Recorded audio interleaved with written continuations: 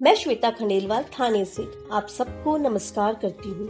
आज जिस विषय पर मैं विचार व्यक्त करने जा रही हूँ वह अपने आप में ही बहुत रोचक है। सबसे पहले आप सबको विश्व वृद्ध नागरिक दिवस की जो 21 अगस्त को है उसकी हार्दिक शुभकामनाएं। मनुष्य के जीवन की 3 अवस्थाओं में से एक है वृद्ध अवस्था। जिंदगी का सबसे सुकून भरा खुशी भरा पल होता है ये, पर न जाने क्यों आज कहीं खो सा गया है। आज इंसान 60 के बाद अपनी जिंदगी दुख से तकलीफों से घेरा हुआ पाता है। आज इस लेख के द्वारा मैं समाज को आईना दिखाना चाहती हूँ कि वास्तविक मायने में वृद्ध अवस्था कब प्रारंभ होती है यह तो कोई नहीं कह सकता। कोई कहता है 60 के बाद, कोई कहता है 65 के बाद, पर सही मायने में व्यक्ति की उम्र का पता उसकी आत्म शक्ति से होता है, उसकी सोच से होता है। कभी कभी इंसान अपनी आयु से पहले ही दिखाई देता है।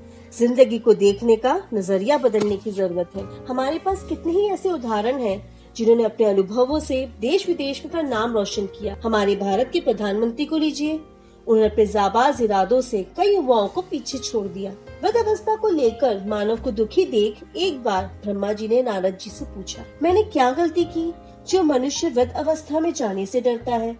मैंने तो यही चाहा था, जो बाल अवस्था मानव को सुकून प्रदान करती है वही जब युवावस्था में मोह माया की जद्दोजहद में लगा रहेगा उसे वृद्ध अवस्था सुकून शांति प्रदान करेगी। लेकिन आज की तकनीकी पीढ़ी में जहाँ लोग रिश्ते भूल गए हैं वहाँ वृद्ध अवस्था एक अभिशाप सुनाई पड़ती है। नारद जी ने पूछा, प्रभु इसका क्या उपाय है? ब्रह्मा जी हंसे, रुके और बोले, यदि इंसान को इंसान के नजरिए से देखे तो अवस्थाएं नाम मात्र रह जाएंगी। जिंदगी चलने का नाम है। आज जब भी वृद्ध आश्रम देखते हैं मन में एक कसक सुनाई पड़ती है। ये है श्रवण कुमार का भारत, जहाँ माँ बाप सर्वोपरि होते थे। वो माँ बाप जिन्होंने अपने बच्चों के पालन पोषण के लिए अपना सर्वस्त्र निछावर कर दिया। उनके जीवन के अंतिम क्षणों में उनके बच्चे उन्हें अकेला छोड़ देते हैं। आज समय बदल गया है, नई पीढ़ी की सोच तथा जीवन शैली में भी परिवर्तन हो रहा है। इसका सीधा प्रभाव परिवारों पर पड़ रहा है। आज का युवा किसी की भी हस्तक्षेप पसंद नहीं करता, भले वो माता पिता क्यों न हो। कई लोग विदेशों में बसना चाहते हैं, ऐसे में वो एक जगह टिक नहीं पाते हैं। इसी कारण उन्हें पैदा करने वाले माता पिता बोझ लगने लगते हैं। हमारे समाज में पश्चिमी सभ्यता का असर हो चला है और उसी का नतीजा है ये वृद्धाश्रम। हमारे देश की जनसंख्या का विश्लेषण देखें तो 69% बढ़त हुई है वृद्धाश्रम में रहने वाले वृद्ध जनों की इन 4 सालों में। केरला देश का सबसे पहला राज्य है जहां सबसे ज्यादा वृद्ध आश्रम है। केरला में 1961 में 5.83% कुल जनसंख्या के, 1991 में 8.82% कुल जनसंख्या के, 2001 में 9.79 कुल जनसंख्या के। अनुमान है कि 2021 में 16% कुल जनसंख्या के और 2026 में 20% कुल जनसंख्या के वृद्ध आश्रम में रह रहे हैं। क्या कर रही है सरकार हमारे वृद्धजन के लिए, जिन्होंने समय समय पर कर भर कर देश के सच्चे नागरिक होने का फर्ज निभाया? क्या उनके लिए सरकार का कोई दायित्व नहीं? सरकार को चाहिए कि वो वृद्धजनों के लिए रिटायरमेंट प्लान बनाए।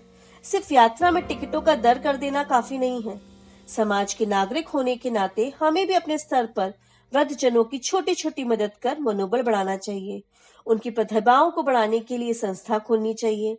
रास्ते में वृद्धजनों का अभिवादन करें, राम राम कहकर उनका हाल चाल पूछकर भी हम उनका प्रोत्साहन बढ़ा सकते हैं। हमारे एक परिचित दंपति हैं, 88 साल के हैं, पर दिल से एकदम जवान, जीने का जज्बा है उनमें। सुबह उठकर योगा करना, सूरज को अर्घ देना, हमेशा सबसे हंस के मिलना उनकी दिनचर्या में शामिल है। एक दिन हमने उनसे उनके परिवार के बारे में पूछा।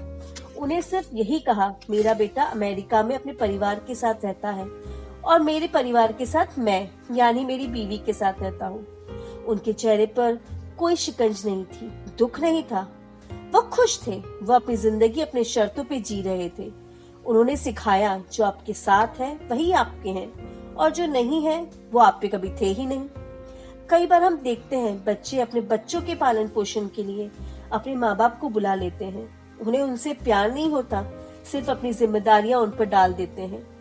क्या वो अपने बड़ों की विपदा समझते हैं कि वृद्ध अवस्था में उन्हें नई नई चुनौतियों के साथ अनेक परिस्थितियों का सामना करना पड़ता है, जैसे स्वास्थ्य में गिरावट, सेवानिवृत्ति, आमदनी में कमी, पारिवारिक जिम्मेदारियां आदि। मनोवैज्ञानिकों की माने तो बुद्धि का निर्माण करने वाली कुछ योग्यताएं इंसान में जीवन भर बढ़ती जाती हैं और कुछ 60 वर्ष के बाद गिरती हैं, जिसके अभाव की वजह से वृद्धजन को भूलने की बीमारी, अकेलापन, मृत्यु का भय, शारीरिक अक्षमता होती है। सिर्फ कुछ दिनों में जैसे मदर्स डे, फादर्स डे पर अपने माँ बाप को फूल का गुलदस्ता देकर बधाई देना काफी नहीं है, बल्कि उनसे बात करें, उनका साथ दें, उन्हें भावात्मक सहारा दें। वृद्धजनों को ये समझना होगा कि वृद्ध अवस्था एक जटिल पेड़ के समान है, वह पेड़ जो समाज को सही राह पर चलने की शिक्षा देती है। अनुशासन से जीना, समय के साथ चलना, रीति रिवाज, संस्कार, कम सुविधाओं में कैसे गुजारा करें, विनम्रता का महत्व, सकारात्मक सोच के साथ जीना सिखाता है। वृद्ध अवस्था भगवान से जुड़ने का नाम है। अपनी जिंदगी में जो कहीं खो गया है उसे जीने का नाम है। उन पलों को संजोने का नाम है जो हमने जिए हैं। याद रखिए, शरीर भले ही कमजोर हो गया हो, पर मनोबल आज भी उतना ही बलवान है। जिंदगी को मात अवस्थाओं के बोझ पे तले मत दबने दीजिए। मन में यही नारा लेके जिए, जियो और जीने दो। इसी पर एक कविता की पंक्तियां याद आती हैं। चलो हंसने की कोई हम वजह ढूंढते हैं, जिधर ना हो कोई गम वो जगह ढूंढते हैं। बहुत उड़ लिए ऊंचे आसमानों में यारो, चलो जमीन में ही हम एक सतह ढूंढते हैं। छूटा संग कितनों का जिंदगी की जंग में, चलो उनके दिलों की हम गिरह ढूंढते हैं। बहुत वक्त गुजारा भटकते हुए अंधेरों में, चलो अंधेरी रात की हम सुबह ढूंढते हैं, सुबह ढूंढते हैं। धन्यवाद।